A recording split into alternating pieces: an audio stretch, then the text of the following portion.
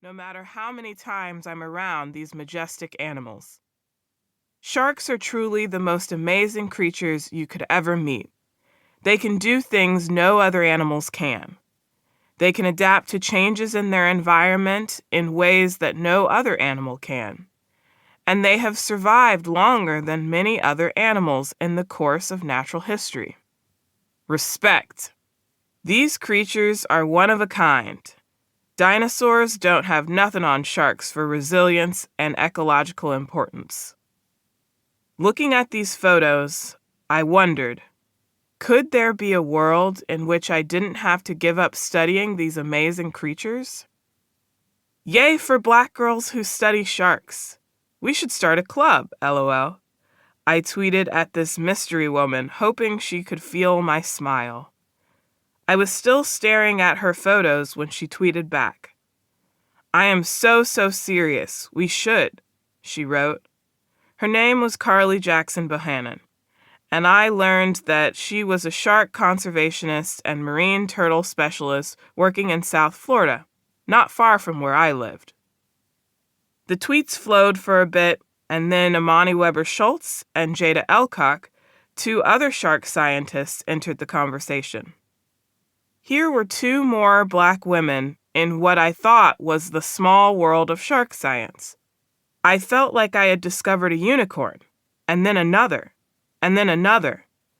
We moved over to DMs, and in a flurry of excitement, each of us explained how we knew from an early age that we wanted to work on the water, that it was what we felt we were meant to do. Jada grew up landlocked in the desert in Arizona. She always knew she wanted to work with animals in some way, and after a high school internship at an aquarium in Scottsdale, she became hooked on sharks. Now, she is a PhD student at the MIT Woods Hole Oceanographic Institute Joint Program. Amani grew up in the San Francisco Bay Area and had the Pacific Ocean and the Monterey Bay Aquarium as her backyard. In high school, she took part in a coral reef restoration project in Fiji, which got her interested in conservation. While studying marine sciences as an undergrad, she won a scholarship that allowed her to do fieldwork studying sharks, and there she discovered that being out on a boat and working up, catching, gathering scientific data from, and then releasing sharks brought her more joy than she'd ever experienced before. She is now getting her PhD at the New Jersey Institute of Technology.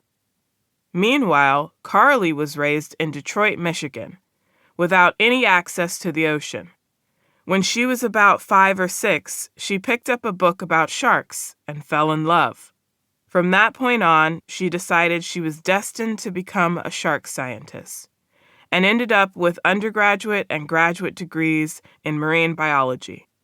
After listening to these amazing stories, I told all of them about my own childhood, growing up as a military brat and living all over the country, but falling in love with the ocean on visits to my grandparents in South Carolina. Even those of us who grew up landlocked or without access to the ocean had found our way to the sea, and we all marveled that we got to do this work. Who knew this was a job? But we also all had stories, one eerily similar to the next, of daily, casual racial microaggressions, and sometimes macroaggressions, from peers who seemed to have no clue how internalized their bias was, or that our differences could actually be an asset. We swapped stories about often being left to clean up after a meeting, or being spoken to as if we were lazy. Not one of us is lazy. All of us seemed united by our feelings of exclusion, but also by our mutual passion for sharks. And I felt the warmth of belonging for the first time in a long, lonely while. Just a few months before we met, I had burned out completely. My nerves had been ground into dust by trying to succeed alone as a unicorn in a horse-dominated world that hated horns, aka academia.